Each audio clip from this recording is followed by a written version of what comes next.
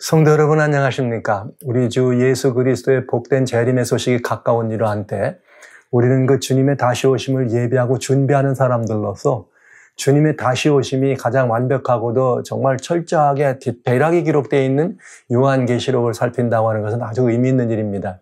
그래서 저희는 별미로 읽어보는 요한계시록을 다시 여러분과 함께 진행하고 있고요.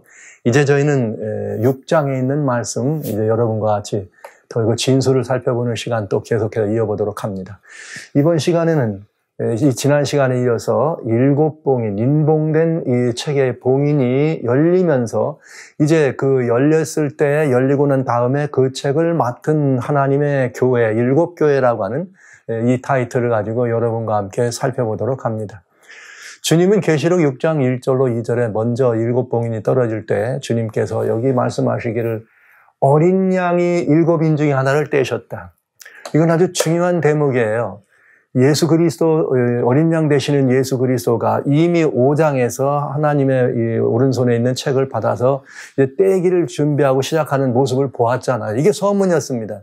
그렇다면 지금 7 촛대 사이에 계신 예수님은 그 촛대 중을 다니셨지만 이번에는 인을 떼서 주면서 뭘 하시겠어요? 그 인이 떨어지면서 인이 떨어지는 결과를 주목하고 계시잖아요. 누가? 예수 그리스도가. 그런데 여기 뭐라고 되어 있는가 하면 네 생물 중에 하나가 우레와 같이 말하는데 와라 하면서 보여주시는데 어떤 모습이 보이는가 하면 흰 말이 있는데 그 탄자가 흰 말이 있는데 그 탄자가 활을 가지고 멸관을 받고 나가서 이기고 또 이기려고 하더라. 이기고 또 이기려고 하더라. 이러면서 이제 드디어 계시록 8장 1절로 2절에는 7죄인을 떼는 시간까지 진행이 되도록 돼 있네요.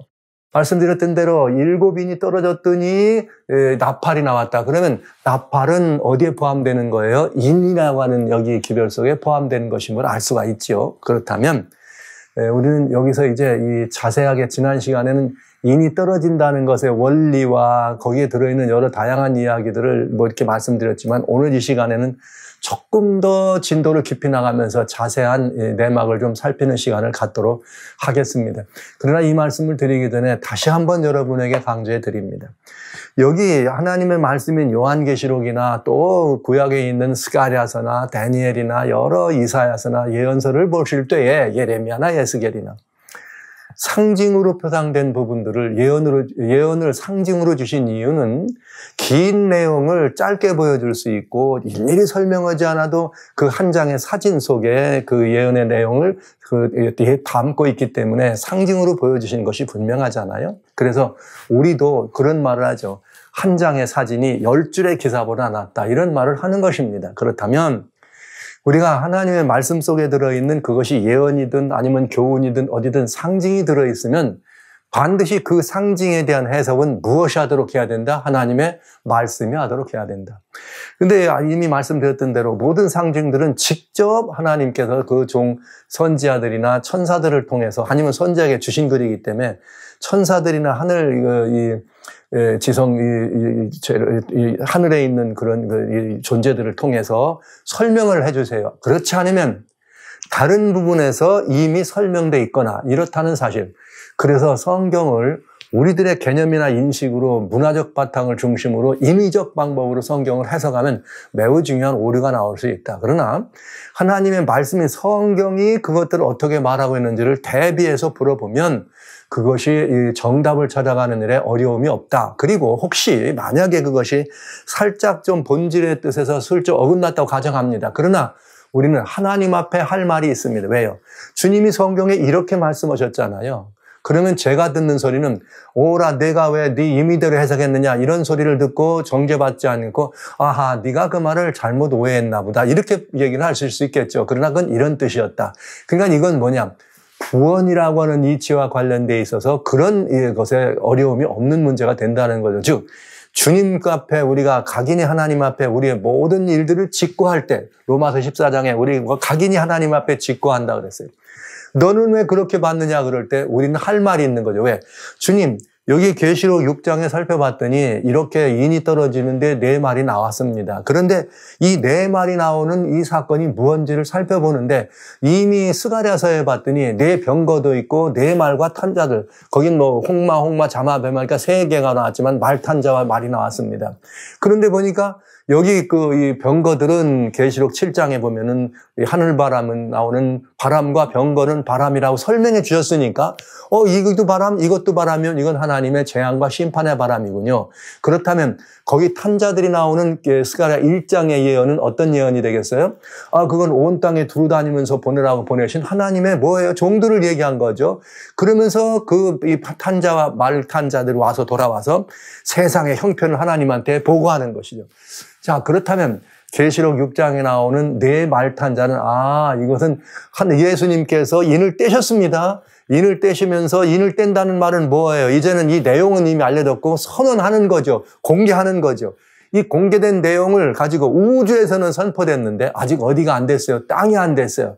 그래서 땅에 이것을 선포할 때 주님이 떼서 보시면서 이 선포하는데 누구를 보냈어요? 말탄자, 탄자들을 보냈으니까, 말과 탄자를 보냈으니까 뭘 보는 거예요? 돌아와서 어떻게 대답할까? 그렇다면 이거는 이 기별을 증가하는 일과 그 기별에 대한 백성들의 반응이 분명하다. 그리고 인이 열리는 것이 분명하다. 이게 성경을 성경으로 풀면 우리가 오해되지 않고 성경의 답을 얻을 수 있기 때문에 다른 해석으로 하지 않고도 충분히 볼 수 있다. 이렇게 알 수가 있겠네요.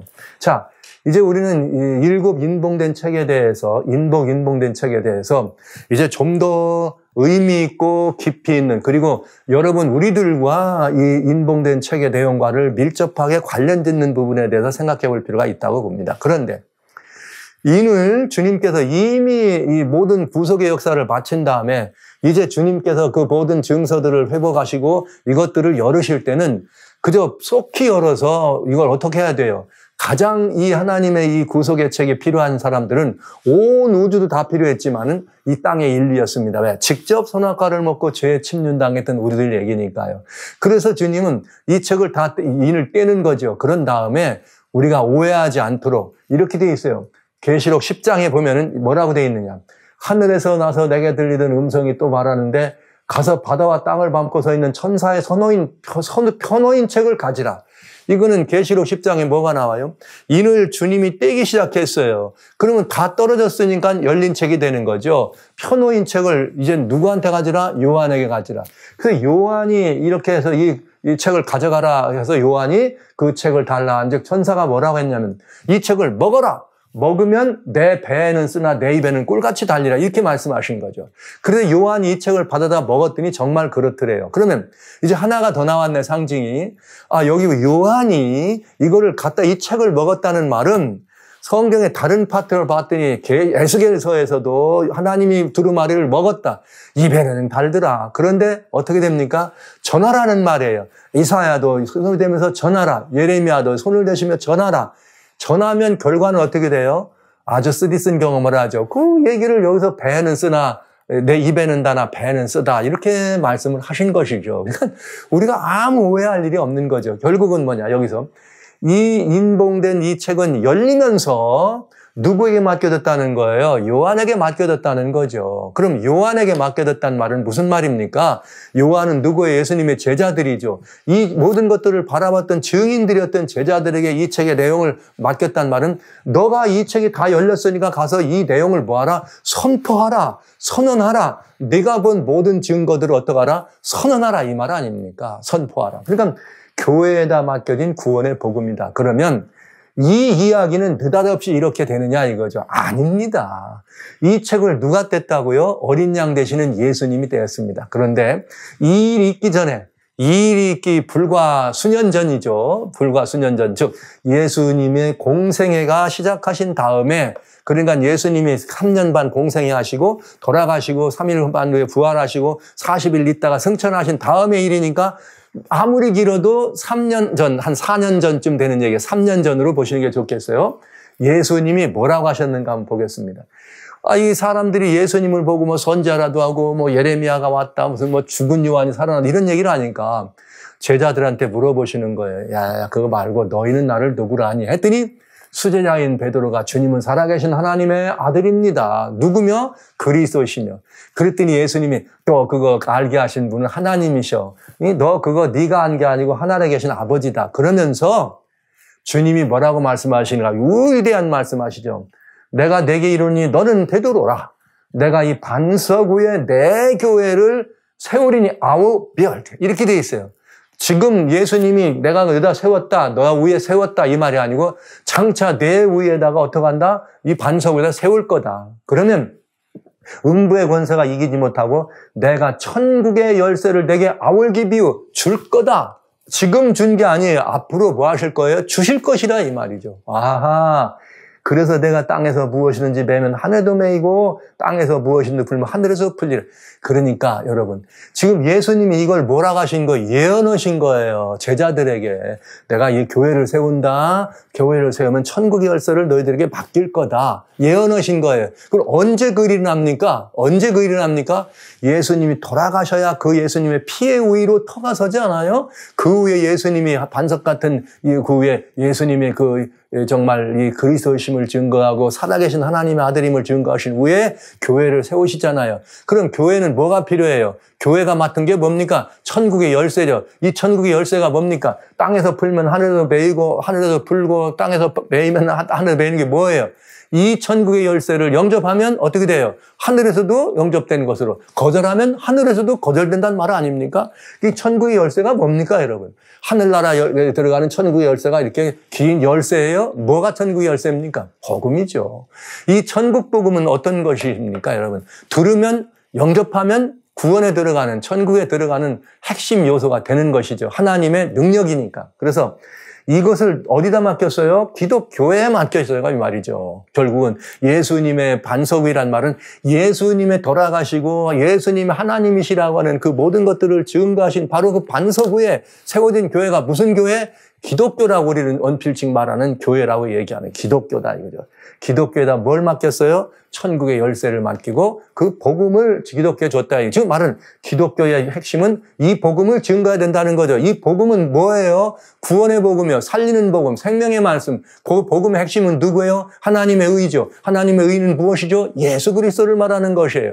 교회에다 예수님을 맡겼다는 거죠. 자, 그러니까 이제 우리는 너무나 분명히 한 가지 사실을 이해할 수 있습니다. 뭐냐? 인이 떼어진다는 것은 책의 내용이 공개되고 선포된다는 것이에요. 그런데 그 내용은 이미 하늘에서 어떻게 됐어요? 선포됐어요. 새 노래로 선포된 것이에요. 우주의 모든 거민들이 그걸 다 알아. 아들 예수님, 성자 하나님께서 구속의 주가 돼서 일찍 죽임을 당한 어린 양이 피로 우리를 다 빚값으로 죄값을 갚고 우리를 사서 하나님께 드리셨으므로 우리는 죄에서 해방되고 벗어날 것만 아니라 오히려 하나님 앞에서 제사장으로 되었다는 이 새 노래, 즉 이 말은 무슨 말이냐? 잃었던 것을 회복하는 구원의 노래요, 회복의 노래요, 희년의 노래라 이 말이죠. 이미 선포되고 우주의 거민들은 다 영접했고 남은 건 어디만 남아요? 땅만 남았죠. 그럼 땅에서도 이 복음이 어떻게 해야 될까요? 선포돼야 되겠죠. 누가 이 복음을 선포해야 되느냐? 그러니까 예수님이 이 인을 다 뗀 다음에 누구한테 준 거예요? 요한한테 준 거예요. 왜요? 요한은 제자 중에 하나였고 제자들이 누굽니까? 예수님의 참된 증인들이었습니다. 제자들의 말을 듣고 또 믿은 그들이 우리와 같은 이제 오늘날까지 증인들입니다. 우리는 이들을 다 통틀어서 뭐라고 말해요? 예수 그리스도의 반석에 서 있는 하나님의 교회다. 이 하나님의 교회는 천국의 열쇠를 가졌다. 이 복음, 생명의 복음, 구원의 복음을 어떻게 하나? 선포한다. 이 복음을 어떻게 영접하느냐, 대접하느냐에 따라서 그들의 운명은 달려있다. 이게 바로 인과 관련되어 있는 매우 중요한 얘기가 되겠습니다. 그래서 인을 떼는데 뗐더니 이렇게 내 말이 나오고 내 말탄자가 나왔다 이 말이에요. 그런데 지금 누가 이걸 떼서 주고 보고 계신 거예요?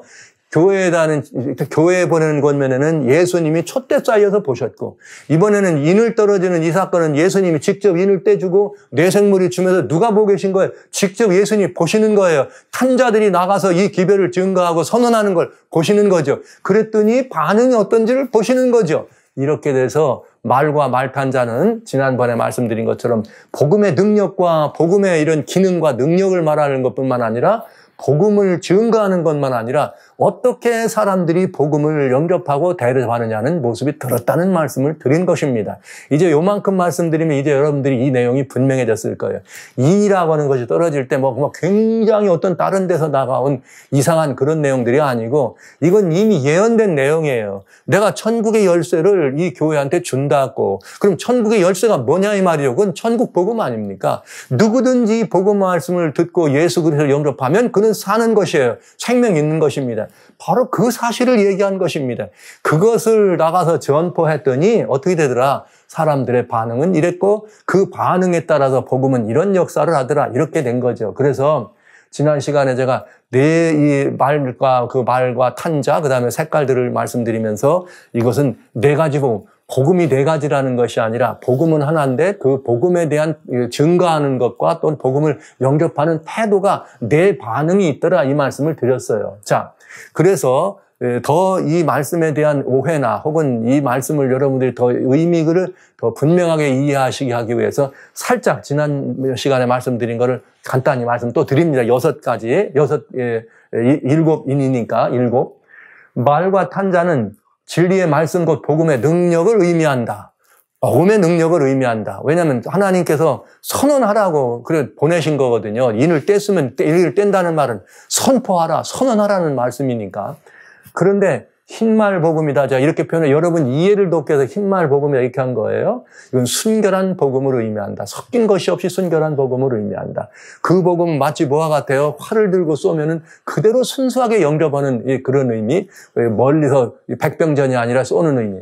그런가 하면 붉은 말은 이 검을 든 복음이라. 이 복음은 그렇게 영접하지 않고 나가가지고 성경의 말씀이나 진리의 말씀을 영접하기를 할 때 그거를 영접할 거냐 말 거냐를 내 안에서부터 씨름이 시작돼가지고 영접하느냐 않느냐 하나님의 말씀은 말이죠. 우리들에게 화평을 준 것이 아니라 검을 들어 왔노라 예수님 마태복음 10장 34절 말씀하셨잖아요.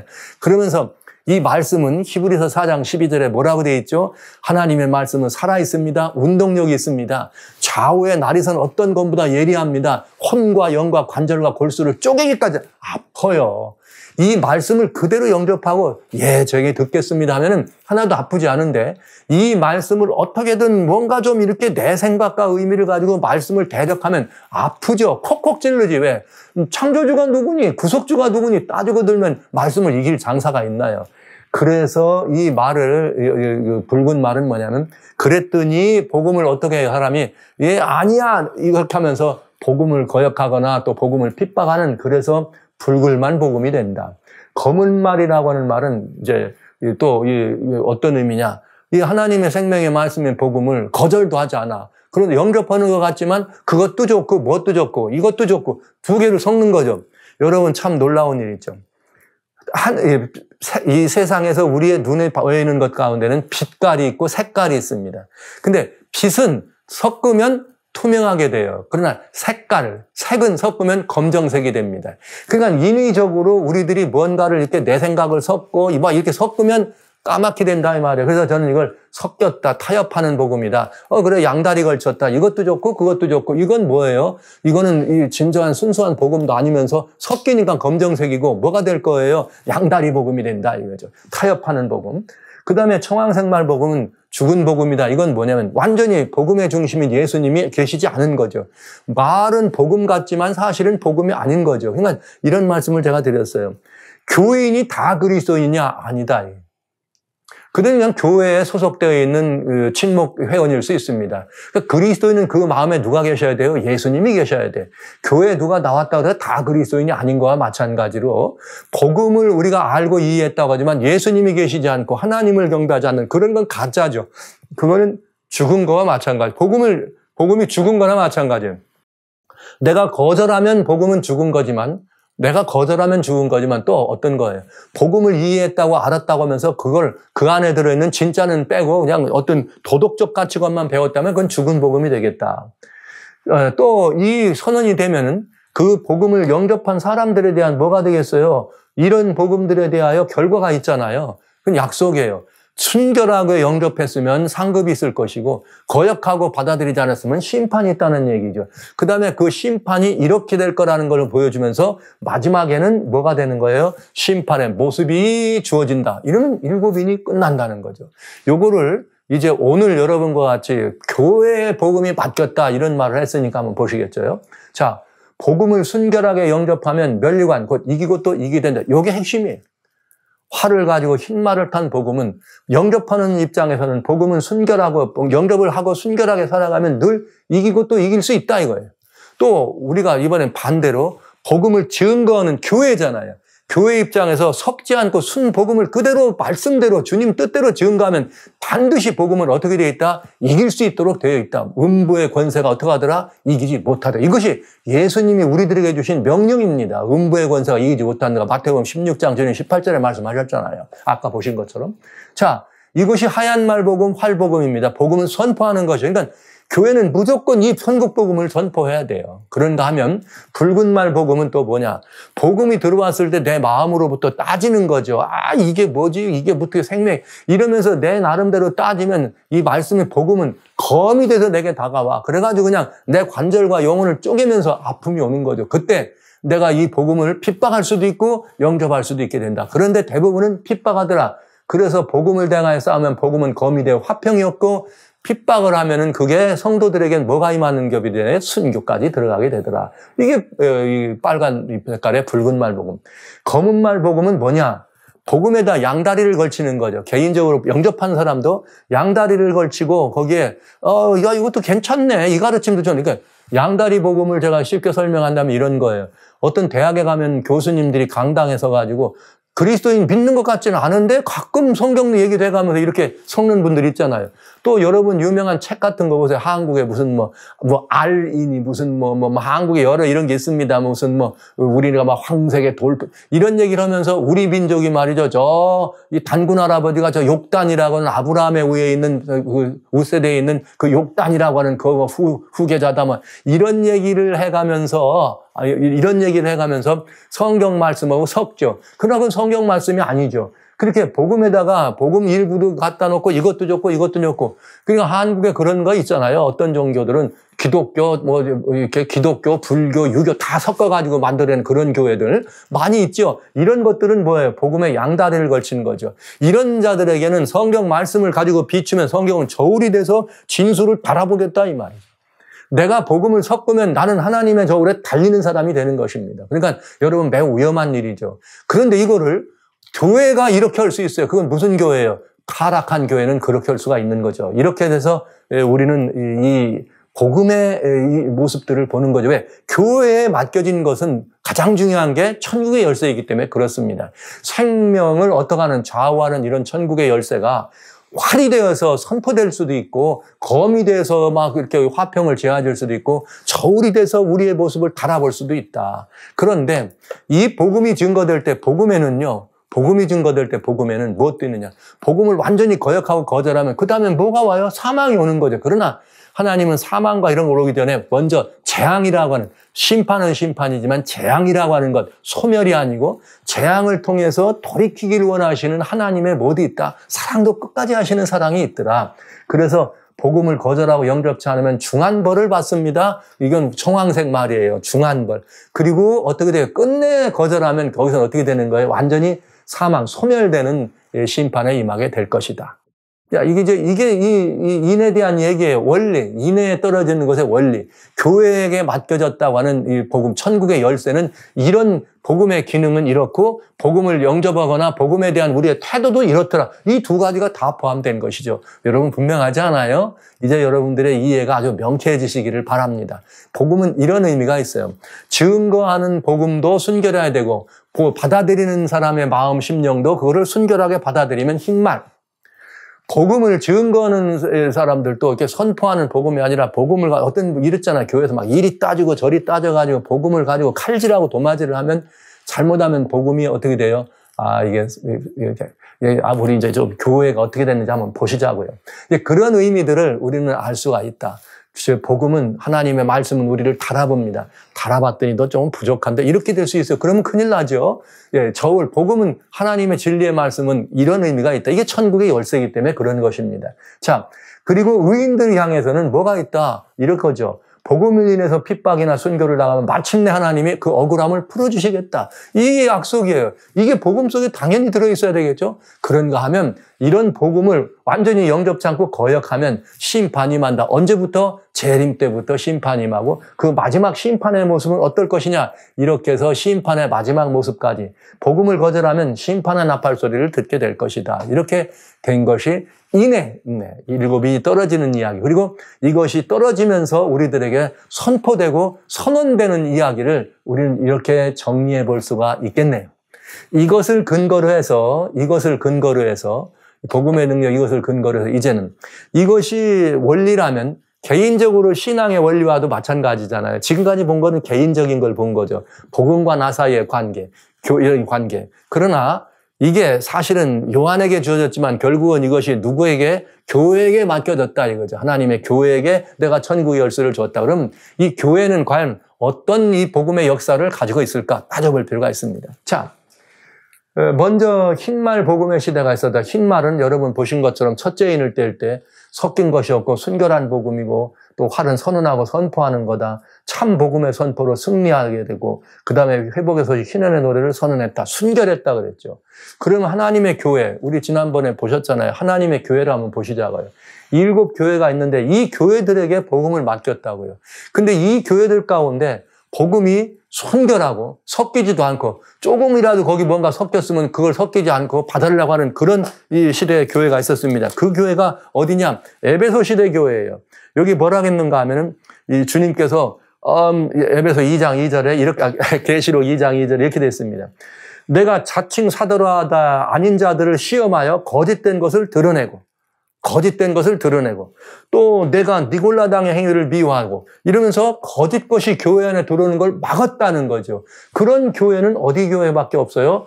에베소 교회가 있더라. 에베소 교회는 지난번 교회 얘기할 때 이제 예수님 십자가 이후에부터 예수님이 내가 내 교회를 세우리라 이렇게 말씀하셨던 초대교회, 아름답고 칭찬받는 교회의 모습인 걸 우리는 보는 거죠. 그래서 이 초대교회의 에베소 시대는 바로 그런 시대였습니다. 뭘 하지 않고요? 섞인 것이 없는 거죠. 있는 그대로 받아들이고 이 복음을 순결한 복음으로 거짓된 것을 시험해서 걸러내고 말이죠. 그 당시 들어왔던 니골라당이라고 하는 영지주의 소위 말하는 그런 거짓된 그런 그 지혜 철학에서 할 때는 소피아니즘을 어떻게 한 거예요? 걸러내는 순결한 복음. 그런 복음을 가진 에베소 교회가 어떻게 되는 거예요? 이기고 또 이기려고 하다. 이 복음이 그런 식으로 계속 전달이 됐어야 되는 것입니다. 그런데 중요한 것. 교회가 그 다음에 많이 변질됐더라도 여전히 하나님의 사람들은 있다 없다. 있더라 이 말이죠. 자, 그러니까 이 교회는 어떤 거예요? 흰말 복음을 가졌던 이렇게 해서 첫 번인이 탁 때릴 때 이 선언했던 이 교회, 초대교회는 흰말을 타고 활을 가지고 면류관을 쓴 교회, 이것도 이기려고 하던 그런 교회가 무슨 교회예요? 에베소 시대의 교회였던 것이 분명합니다. 그 역사는 이 사실을 우리들에게 보여주고 있는 것이죠. 왜?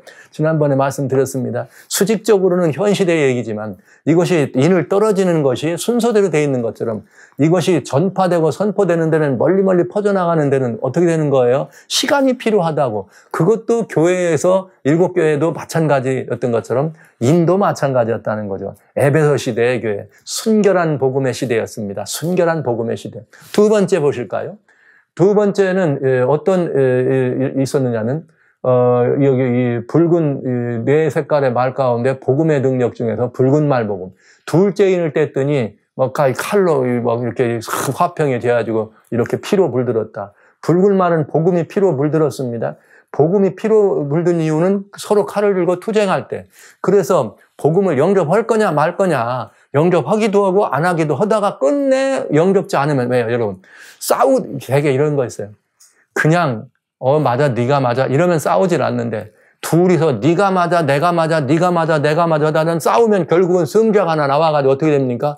결국은 그냥 안 놔두잖아요. 그것처럼 복음을 가지고 말이죠. 하나님의 진리의 말씀을 가지고 칼질을 하고 투쟁을 하더니 관절과 골수를 쪼개기까지 하니까 이렇게 이 투쟁을 하는 시대가 있었는데 실제 그러다 보니까 뭐가 없어요? 평화롭지 않아. 이 복음을 대해서 평화롭지 않은데 만약에 많은 사람이 복음을 영접하면 평화가 있는 것이고 그렇지 않고 영접지 않은 사람이 힘이 있고 더 많으면 핍박이 있고 순교가 나타나는 거죠. 그렇다면 여러분 이런 교회가 있느냐? 이 복음을 맡았을 때 그런 복음의 대접을 받은 교회가 있는가? 있더라. 어떤 교회인가? 여러분 여기 보면은 복음 때문에 엄청난 핍박과 복음 때문에 엄청난 사람들이 죽습니다. 그걸 가지고 그때 뭐라 했느냐? 죽도록 충성해라. 그러더라도 충성해라. 그러면 너 생명의 멸류관을 받는다. 무슨 교회예요? 알고 봤더니 AD 되게 70년부터 시작이지만은 저는 이게 100년이 아니고 여러분 그냥 보시기 쉽게 해놓느라고. 네로 황제의 핍박이 구체적으로 시작되면서 그 뒤로부터는 로마라고 하는 나라는 처음에는 기독교를 이렇게 잘 봐주다가 나중에는 황제들이 선택했어야 돼요. 왜냐하면 이 기독교가 점점점 많이 부흥하니까 이들을 뒤에서 지원하면 나라에 어떻게 해가 될까, 오히려 나라에 덕이 될까를 따졌다가 결국은 뭘 선택했느냐. 이 기독교인들을 놔두면 안 되겠다. 그래서 핍박을 선택해요. 그래서 AD 100년경부터 313년까지는 엄청난 핍박이 있어. 엄청난 핍박. 그러다 313년에는 이제 기독교를 영접하고 기독교가 국교가 되다시피 하면서 핍박의 사슬이 멎어지고 드디어 교회와 이렇게 이 나라 간의 이런 융합이 시작되는 때까지. 그러면 그건 당연히 어떤 교회예요? 붉은 말 시대에 이 복음을 가진 이 교회는 어떤 시대의 교회입니까? 붉은 말과 검을 받아 핍박받는 교회. 당연히 서머나 교회네요. 네. AD 100년에서 320년까지 서머나 시대의 교회를 우리는 바라볼 수가 있네요. 절묘하잖아요, 여러분. 이 일곱 교회도 어떻게 하나님의 교회가 역사적으로 그렇게 지성돼 왔느냐. 인도 마찬가지예요. 교회의 중심 이슈는 복음이에요. 천국의 열쇠입니다. 근데 그 천국의 열쇠를 교회에 가졌는데 그 열쇠를 가진 교회를 어떻게 하는 거예요? 핍박하는 거죠. 여러분 이거예요. 예수님이 이 복음을 떼서 주셨습니다. 이게 복음을 제자들이 듣고 선포합니다. 그럼 이 제자들이 듣고 모였습니다. 모이면 교회죠. 선포합니다. 그러면 복음을 핍박한다는 말은 개인이 이 복음을 영접할 거냐 말 거냐를 가지고 영접 안 하고 그냥 딱 치면 그건 핍박하게 복음을 거절한 거 되잖아요. 그런데 복음을 영접했어요. 영접했는데 이제 어디서부터 시작입니까? 가족부터 시작해가지고 핍박받죠. 그리고 그 가족이 다 복음을 영접하면 어디로 들어가야 돼요? 사회 속에서. 사회 안에서 이 복음에 대한 이해가 있으면 영접이 되지만 그렇지 않으면 핍박을 받는 거죠. 그렇게 되면 이제 드디어 또 뭐가 되는 거예요? 교회가 핍박을 받게 되는 것이고. 교회가 복음의 핍박을 받는다면 결국은 복음이 망가질 뿐만 아니라 복음의 주인 되시는 누구를 거절하는 거죠? 예수님을 거절하는 거와 마찬가지입니다.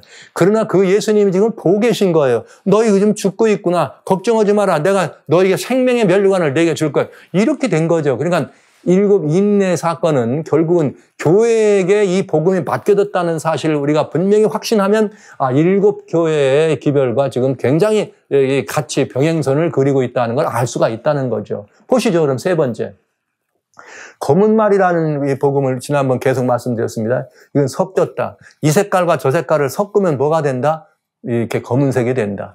이 하늘의 복음은 빛입니다. 그러나 인간의 생각은 색입니다.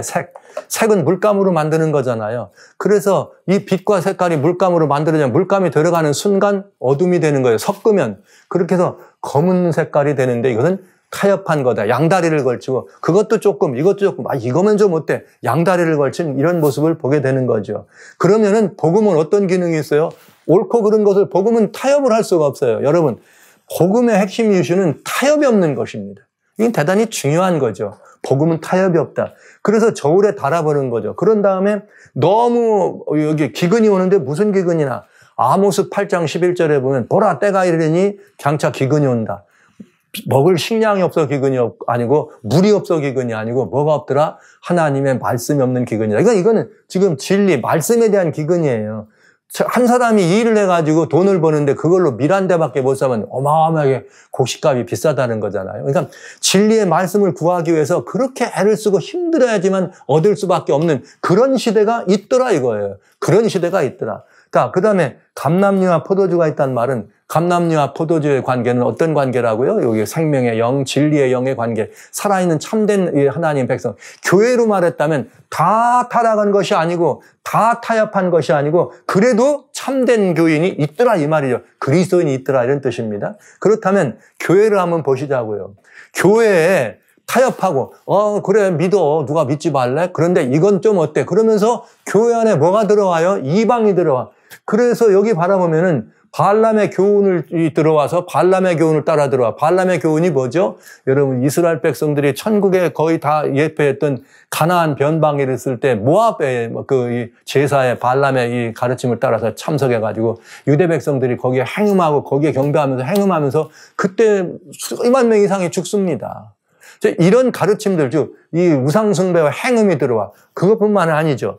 여기에 어떤 이 교회는 또 무슨 교회냐면 버가모 시대의 교회는 무엇까지 거기에 들어왔느냐면 여기 니골라당의 가르침, 니골라당의 교훈도 여기 계시록 2장 15절에 니골라당의 교훈을 지키는 자들이 들어왔단 말이에요. 에베소 교회는 니골라당 행위를 미워해서 걸러냈는데 버가모 교회는 들여왔대요. 그러니까 이 교회는 어떻게 된 거예요? 진리와 비진리가 섞여서 뭐가 우세했을까요? 진리와 비진리가 섞여서 진리보다는 비진리가 우세한 그런 상황을 가져온 것입니다. 그렇기 때문에 경적으로 뭐가 온 거예요? 기근이 왔어. 오죽 기근이 왔으면 여기 뭐라 했느냐면 주님께서 17절에 그래도 참으면 2장 17절에 이기는 자에게는 내가 감추인 만나를 주겠다 이렇게 돼 있습니다. 뭘 줘요? 감추인 만나를 준다. 여러분 감추인 만나를 준다는 말은 만나가 이게 널려져 있어야지 만나가 어디 감추인 것들만 귀하다는 거죠. 알곡이 귀하다는 거죠. 그거를 여기에서는 뭐라 그래서 인에서는 한 데나리온에 밀한데요. 한 데나리온에 보리석대가 이 말을 쓰신 것입니다. 그러면서 여기 뭐라 했냐면 감추인 만나를 가지고 있는 사람들이 있죠. 그게 뭐예요? 감람류와 식용유와 같이 여전히 그런 가운데도 진리를 가진 사람들이 있다 없다? 있다. 그래서 그들에게 뭐라고 그래? 감추인 만나를 주는데 이번엔 뭐가 나옵니까? 검은 말일 때는 저울이 나와. 야, 놀라. 저울은 단다 그랬는데 이것은 영적으로 말하면 우리의 성품을 다는 것도 물론 다는 거겠지만은 우리의 뭐예요? 옳고 그름을 나누는 기준. 여러분 법원에 가보세요. 저울이 그려져 있나? 저울이 있어요. 옳고 그름을 달아본다 이런 뜻이죠. 그런데 고대 세계의 옳고 그름을 다루는 것 가운데 뭐가 있느냐? 가편투표라는 게 있어요. 이 가편투표라는 게 이게 그리스 로마 시대에 그때 뭐가 유행했냐면은 여기 이제 아고라폴리에서 그런데 가면은 뭐가 있느냐면은 옳고 그름을 따지는 재판을 할 때 이렇게 항아리가 있고 거기다가 돌을 집어넣어. 하얀 돌이 많으면 그건 옳다, 긍정적이야. 검은 돌이 많으면 죽는 거예요. 그런데 여기 버가모의 교회 보시면 재밌어요. 내가 감추인 만나를 주고 그 흰 돌을 주겠다. 흰돌, 이게 뭐 하는 거죠? 흰돌을 준다는 말은 지금 단다는 거죠. 달아서 너희가 진리를 가지고 있는 너희들에게는 감추인 만나를 주고 그 흰돌에 내 이름을 내가 여기 예수님께서 이렇게 뭐라 했냐면 새 이름을 기록하겠다 이렇게 썼습니다. 그러니까 이 교회는 말하자면 검은 말을 타고 나오면서 저울을 든 그 시대의 교회는 검은 말과 저울에 달리는 교회 이미 타협하고 섞여가지고 말이야 새카맣지만은 그러나 산자들이 혹간 있어서 감추인 만나와 흰돌을 먹는 것처럼 감추인 만나를 먹는 것처럼 뭐예요? 드물지만 영적 기근이지만 흰돌을 받을 사람이 있는 것처럼 그래도 감람류와 식용유와 같이 산자가 있다. 분명하잖아요. 버가모 시대의 교회. 여러분 역사적으로 기독교가 가장 많이 타락한 가르침과 교리가 들어온 시대가 바로 이 시대예요. 325년에 컨스탄틴의 니케아 종교회의 이후에 정치와 종교와 나라와 이렇게 정교가 합동되는 이런 일이 벌어지면서 그때부터 그야말로 교회 안에 엄청난 이방교회, 이방관습 아니면 이 새로운 이런 것들이 들어와. 성경은 뭐라 그랬어요? 7시대 교회에 말할 때는 발람의 가르침과 우상숭배가 들어오고 니골라당이 들어왔다. 니골라당이 말하면 영지주의를 말한다 그랬습니다. 거짓 철학사상들이 교회 안에 들어왔다는 말씀을 설명해 드린 거죠. 그랬을 때에 그때 가장 많이 들어와서 거의 기독교회 안에는 참 것보다는 더 거짓 것, 이방 것들이 들어와서 교회 안에 견고한 교회의 교리적 이런 것들로 완성되는 것이 600년대. 그레고리 대제 때 완전히 이 교리 신학이 교회라고 하는 그 교회 신학이 완전히 정착되면서 완전히 이것이 정착되면서 이렇게 교회가 거의 타락의 길에 들어가는 모습이 됩니다. 그러니까 버가모 시대의 교회가 검은말 시대의 교회는 버가모 교회가 분명하다. 저울질, 달아보아 부족한 교회가 될 수밖에 없는 것이죠. 자, 이렇게 해서 세 번째가 되고, 교회가 어떤 교회가 있느냐? 네 번째 교회는 청황생발이라 그랬습니다. 이것은 아까 말씀드리기를 청황생발은 죽은 복음이다. 즉 거절한 복음. 그러니까 여러분, 복음을 교회가 가졌다고 했는데 이 교회가 죽은 복음이란 말은 타락한 것 정도, 완전히 타협한 것이 아니라 타락했다는 거죠. 검은 색깔은 섞여 있으니까 검은색이지만 이건 죽은 색이야. 완전히 예수님이 계시지 않아. 예수님이 계시지 않다는 말은 그건 죽었단 말이에요. 그렇죠? 그 다음은 그건 거절된 거나 마찬가지예요. 그러나 이름은 어떻게 우리 교회 안에 이렇게 이름은 가지고 있는, 교회란 이름은 있지만 그리스도인들이 아닌 그런 시대를 말하는 것입니다. 그때 땅 4분의 1, 그러니까 굉장히 이 지구촌으로 말하자면 4분의 1이라면 좁은 것이 아닙니다. 그런데 실제 넓은 그 지역을 이렇게 다 그런 모습으로 관장하면서 사망을 가져온 원인이 됐죠. 검과 흉년과 사망과 짐승으로 죽임을 당하고 하나님의 4가지 중한 벌이 있다 그랬어요. 검과 기근과 온역과 짐승이 있다. 그것이 가져다 준다는 거죠. 이건 재앙이 임하는 거나 마찬가지라 그랬어요. 심판이 임하게 됐다. 그러면 하나님의 교회가 한번 보시자고요. 어떤 시대에 이런 일이 있었는가? 있어요. 그런 시대가 어느 시대냐? 중세라고 하는 시대는 어떤 시대냐? 예수 그리스도가 거절되고 어떻게 해요? 의의 태양 되시는 예수님이 보이지 않던 시대입니다. 그래서 사람들 세상 역사에서 역사는 중세를 암흑시대라 그래. 중세가 암흑시대라고 하는 말을 할 때는 인간의 양심이 유린되고 이렇게 그 신문제도가 있어가지고 보통 사람들을 다 완전히 짐승 취급받는 노예고 그 위에 귀족 계급이 있고 그 위에 누가 있느냐면 사제들이 있어요. 그러니까 정교가 정치적 권세를 가지고 온 땅을 지배하는 위상이 바뀌어 있는 그런 타락한 시대예요. 정치와 종교가 합동된 시대. 그런데 성경에 그런 교회가 있어요. 이세벨을 용납했다 이 말은 아방의 시대에 뭐 한 거예요? 궁중에다가 이세벨은 아세라의 사제 딸의 제사장 딸이었습니다. 그와 정략 결혼을 하면서 궁중 안으로 이방 종교, 여기 바알과 아세라의 종교를 가져다 들여온 거죠. 그러면서 그것으로 유대 모든 것들을 없애기를 원했던 그런 우상을 숭배하고 행음하는. 그런데 이세벨을 이렇게 들여들였다고 하는 것은 정치와 종교가 연합됐다. 그렇기 때문에 여기는 뭐예요? 다스리는 이런 일들을 함께 하는 그런 일들을 봅니다. 그럴 때 아주 중요한 게 있어요. 두아디라라고 하는 그런 시대였는데 여기에 두아디라 교회에게 성경에 뭐라고 남아있느냐 하면은 이런 말씀을 우리들에게 주셨습니다. 23절이에요. 계시록 2장 23절에 내가 사망으로 그의 자기를 죽이겠다 이게. 뭐가 따라와요? 사망이. 여러분 제가 말씀드렸죠. 인을 떼는데 누가 인을 떼주신다고요? 어린 양이 인을 떼주신다고요. 인을 떼주시고 가봐라. 그러고 지금 주님이 보고 계세요. 저 완전히 복음을 거역하고 복음을 완전히 타락시킨 그들에 대하여 뭐가 되는 거예요? 예수님께서 이렇게 말씀해요. 내가 사망으로 내 자녀를 죽일 거다. 이야. 그런데 여러분 놀랍죠? 인을 뗐는데 청황색 말을 타고 내 그 탄자 이름이 뭡니까? 사망이에요. 여러분 복음 안에는 회복과 복음 안에는 은혜와 회복과 사랑과 칭찬과 소망의 권면만 들어있는 것이 아니라 이 모든 것들이 타협되거나 타락되고 거절됐을 때는 무서운 이 재앙과 형벌이 있다는 것도 복음 안에 들어있는 내용이에요. 굉장히 중요한 의미입니다. 자, 여기 땅 4분의 1의 권세라 그랬는데 여기 이건 뭐냐? 복음을 거절하고 배도한 교회가 있다 이거죠. 역사 속에. 그 시대가 무슨 시대입니까? 사망을 가져온 이름의 교회 시대다. 내가 사망을 가져오겠다 했어요. 배도한 시대, 두아디라 시대, 타락한 교회입니다. 중세의 교회를 의미했습니다. 그런데 여러분 여기 땅 4분의 1이라 그랬죠? 참 놀랍습니다. 중세는 주로 어디가 중심이에요? 유럽이 중심이에요. 지구를 따져보십시오. 지구를 따져보면은 이제 여기 남북미 대륙이 있고요. 그 다음에 아시아가 있고요. 그죠? 그 다음에 이렇게 아프리카 대륙이 있죠? 그러면 하나가 어디예요? 유럽 아닙니까? 자, 유럽이 있습니다. 아프리카가 있습니다. 그 다음에 북미, 남미 대륙이 있습니다. 그리고 유럽과 아시아권이 연결되어 있죠. 아프리카 북부와 유럽 연결되어 있죠. 거의 4분의 1 정도가 어디에 노출되어 있었어요? 중세의 타락한 교권 아래 신음했다 이 말이죠. 굉장히 중요한 이야기입니다. 이게 정말 이 계시록을 알아보면 인류 역사가 이야 이게 무섭다 할 정도로 정확하게 묘사되어 있는 걸 알 수 있어요. 땅 4분의 1 권세를 가지고 사망이라는 일을 그때 중세교회는 뭘 가지고 통치했습니까? 그냥 중세교회는 예수 그리스도를 보지 못하고 사제제도를 가지고 강화해서 그건 언제 사제제도가 강화됐는가? 여기 그레고리 대제 때 600년 때 그때 일어난 일이에요. 사제제도를 강화해서 예수께로 직접 나가지 못하게 하고 미사를 만들어 가지고 말이죠. 이 직접 못하게 하고 사제들에게 죄사함을 고하고 죄 용서를 고백하고 이렇게 돼 있잖아요. 중세라고 하는 시대는 뭐라 그랬어요? 이렇게 말했어요.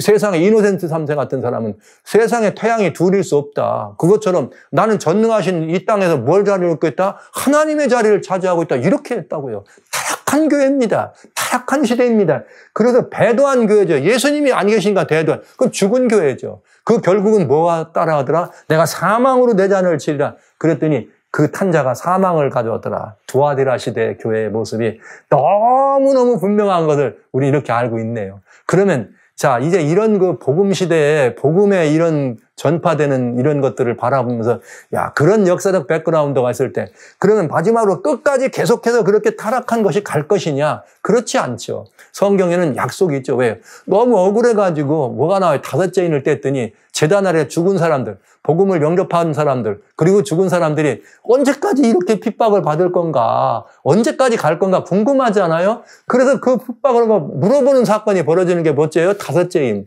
그랬더니 기다려, 조금만 더 기다려. 그러면서 아직 끝나지 않아 기다리는데 그러면서 뭘 주셨느냐? 흰두루마리를 주시더라. 그 안에서도 누가 있는 거예요? 흰두마리를 주시더라. 그러니까 이미 죽은 자들이 있었어요. 그러나 여전히 죽지 않고 살아서 진리를 가지고 살아가는 사람들을 향해서 뭐가 있습니까? 흰두루마리를 주더라. 성도의 억울함을 알아주시는 하나님. 여기 내용은 성도가 하나님께 호소하는 내용이지만 실제는 뭐예요? 하나님이 그 성도들의 억울한 것들을 다 알고 계시다는 뜻이죠. 아벨의 순교부터 시작해서 제단 아래 죽은 모든 이들의 그 억울함을 하나님이 다 보고 계세요. 내 아우의 핏소리가 내게 호소한다고 말씀하시는 그 하나님 아닙니까? 우리가 어떤 형편이든 신앙생활을 인하여 핍박을 받거나 환난을 받을 때 하나님은 내가 너를 안다. 내 사랑과 수고와 인내를 안다. 내 모든 고난과 역경과 모든 것들을 내가 안다. 내가 내 환난과 궁핍을 내가 안다. 내가 죽는 것을 내가 안다. 내 억울함을 내가 안다. 할렐루야. 하나님이 아신다는 걸 전제로 하면 억울한 순교는 없다. 저는 그렇게 생각하는 거죠. 그리고 성도의 억울함을 알아주신 하나님이 흰옷을 주시면서 기다려라. 이렇게 말씀하신 것입니다. 그래서 흰옷을 주시며 기다리라 약속하셨는데 실제 한번 교회를 보시자고요. 그런 시대에 정말 순결했던 거, 핍박받고 순교하던 시대, 타협하고 막 이방 것들을 가져오던 시대, 그런가 하면 이제 완전히 막 타락해가지고 하나님을 거역하고 완전히 깜깜해가지고 아무것도 보이지 않고 사망권세로 그냥 세상이 장악된 그런 시대에 뭐가 있어요? 그러나 그 안에서도 죽지 않고 살아남은 사람들이 있대. 그 시대가 무슨 시대예요? 4대 시대. 그러면서 이 살아남은 시대가 더럽히지 않고 하나님께로부터 뭘 줬냐? 이 4대 시대 사람에게 흰옷을 주겠다. 이렇게 말씀하셨어요. 와우! 여기 흰두루마리를 입은 사람들이 호소한다 그랬는데 4대 교회에게 뭘 주신다고요? 흰옷을 주면서 믿음으로 말미암노니 예수의 증거가 다시 어떻게 합니까?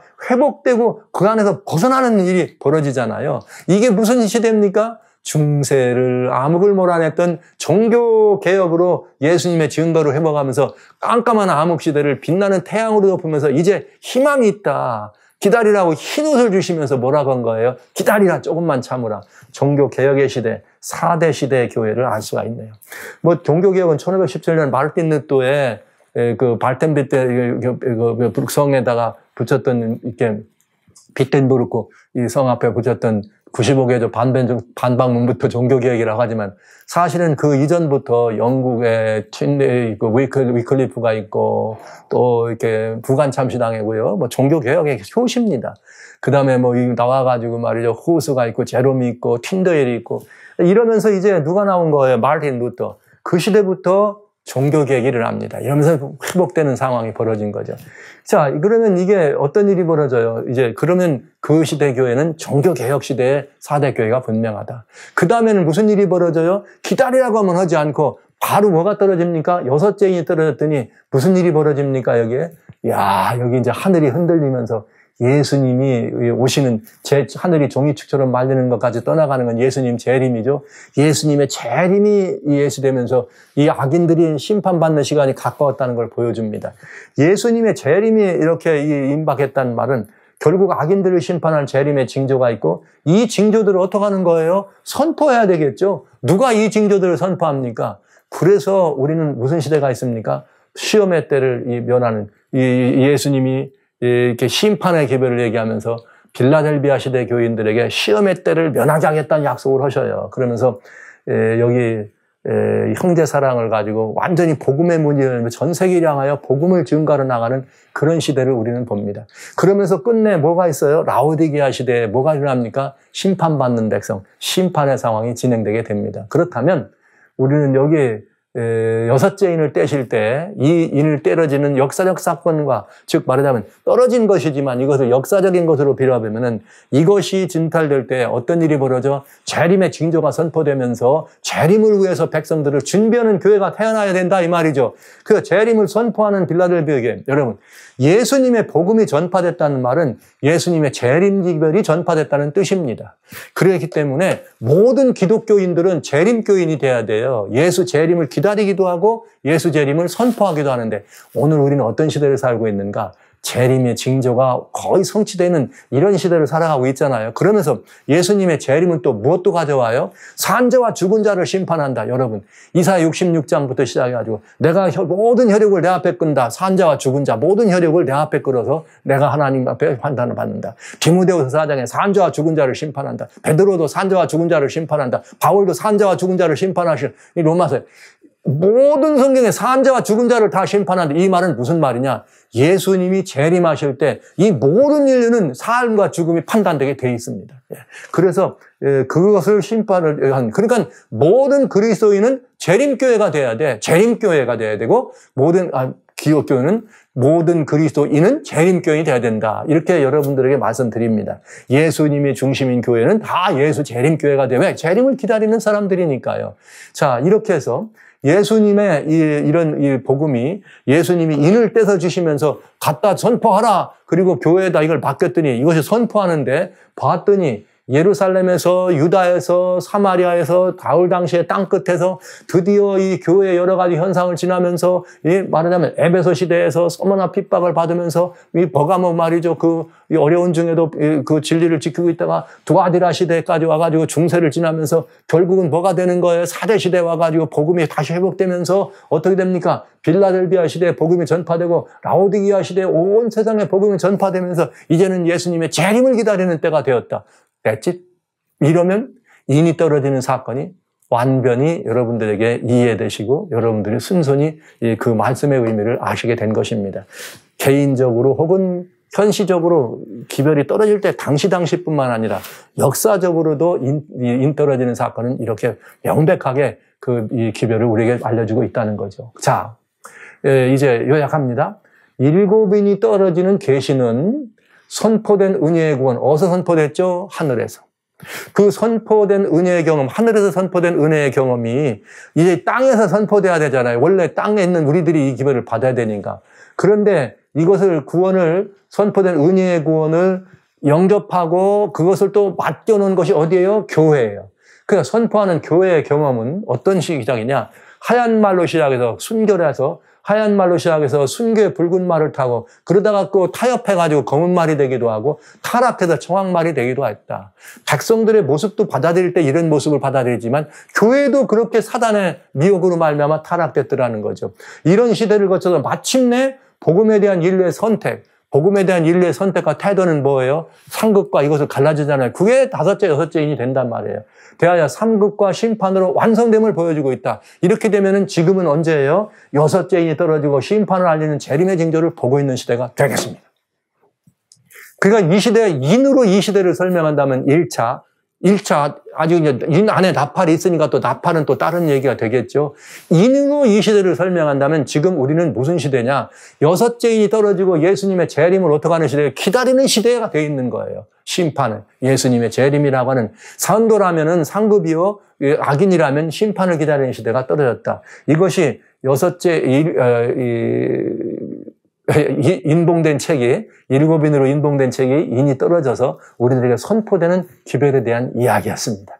저는 살아가신 성도 여러분들이 우리 주님께서 어린 양 되시는 예수께서 인을 떼가지고 이렇게 열어놓으시고 온 땅에 이렇게 선포되기를 원하셨고 지금까지 이렇게 진행돼 내려온 이 하나님의 천국의 열쇠를 여러분이 꼭 기억하시면서, 인의 내용은 천국의 열쇠였다. 그런데 인이 떨어진다는 말은 이 천국의 열쇠를 가지고 선포한 것이다. 근데 사람들이 이 천국의 열쇠 어떻게 한 거예요? 어떻게 반응하고 대접했느냐. 그리고 또 이 천국의 열쇠를 위임받은 교회는 또 어떻게 이 기별을 전했느냐. 그래서 이 두 가지가 다 흰말, 붉은 말, 검은 말, 그다음에 청황색 말이 되기도 하고. 그러나 그 모습이 어떻든지 간에 이 모든 것들을 어떻게 했느냐 선택하고 그것들에 대해 반응한 결과는 둘이다. 사느냐, 죽느냐, 상급이냐, 심판이냐.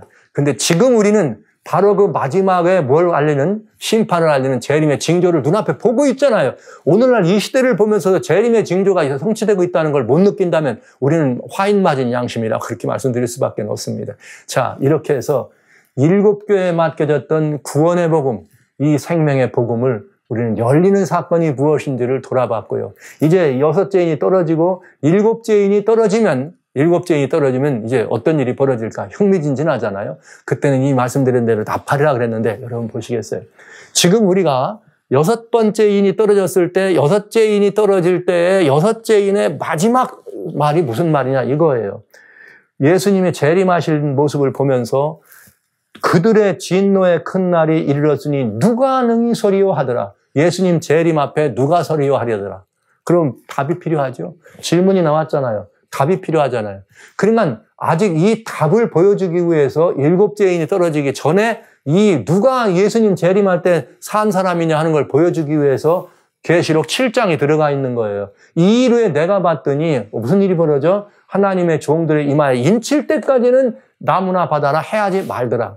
그러니까 심판의 징조는 6째인에 보여줬지만 아직 하나님의 백성들이 결정이 될 때까지는 심판에 뭐가 시작되면 안 돼? 아직 그것이 진행되면 안 되는 거다 이 말이에요. 그러니까 심판이 시작 안 됐으니까 아직은 뭐가 되는 거예요? 6째인이 떨어진 시대를 우리가 살고 있다. 이렇게 보시면 되겠네요. 그래서 계시록 7장은 누가 능히 서리요? 즉 이 쉬운 말로 말하면 누가 구원의 사람이 될 것이냐? 여러분 좋아하시는 누가 천국의 사람이 될 것이냐? 여러분이 해피하는 누가 그러면 예수님 오실 때 살아남을 것인가? 이런 말이잖아요. 누가 그 예수님 오실 때 부활에 참여할 것인가? 이런 말이잖아요. 누가 그 앞에 설 것이냐? 바로 이 말 아닙니까, 여러분? 이 말은 답이 필요하잖아요. 얼마나요? 그 중요한 답. 이게 계시록 7장입니다. 그럼 이제 6장을 여기서 마쳤으니까 우리는 계시록 7장에 있는 말씀을 다 열어봐야 되지 않겠습니까?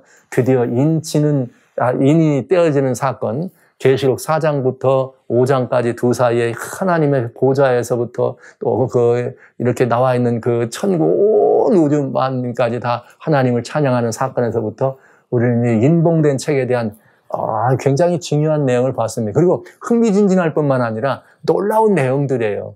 정말 희년의 노래, 새 노래, 회복의 노래, 구원의 노래, 우리가 불러야 될 새 노래.